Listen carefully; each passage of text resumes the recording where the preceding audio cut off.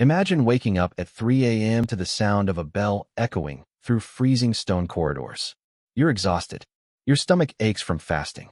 But there is no mercy. You must rise. You walk barefoot, in silence, to the chapel. This is your life. And you're only 14 years old. Welcome to the brutal world of medieval nuns, where suffering was not a punishment. It was the goal. We think nuns lived peaceful lives. The problem? History books romanticize convents. The truth? Their daily routine was designed to break the body and humble the spirit. In the next 10 minutes you will learn. The brutal daily schedule, 3 a.m. prayers, endless chores. The psychological punishment of perpetual silence. Why comfort was considered a sin. By the end, you'll know why many nuns lived and died in misery. The bell rings. Not an alarm clock. A massive iron bell echoing through stone walls, waking every nun long before sunrise. They rise from wooden boards, not beds, fully clothed to avoid the sin of comfort. After prayers comes silence. Medieval convents practiced the great silence.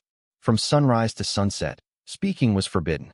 Imagine being surrounded by others, yet painfully, terrifyingly alone. Breaking silence meant punishment. Some were forced to. Were chains. Eat alone on the floor. Confess sins publicly. One nun wrote in her journal. The silence was louder than any scream. After morning prayers, they begin labor. Farming fields. Scrubbing floors. Sewing clothing for the community. They worked for hours, often with no food. Why? Fasting was seen as purification.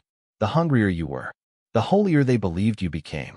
When they finally ate, meals were small and tasteless. Thin vegetable broth, hard black bread, water, no meat, no indulgence.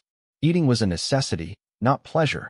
Some convents even banned salt, arguing flavor was sinful pleasure. Many girls were forced into convents.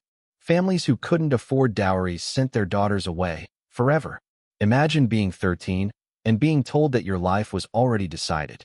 Finally, after 16 hours of labor, silence, and hunger, they returned to their boards, not beds, fully clothed, in darkness, only to be woken again in just a few hours. Some escaped, some rebelled, some wrote secret letters describing the misery, but most, they endured, because suffering was worship.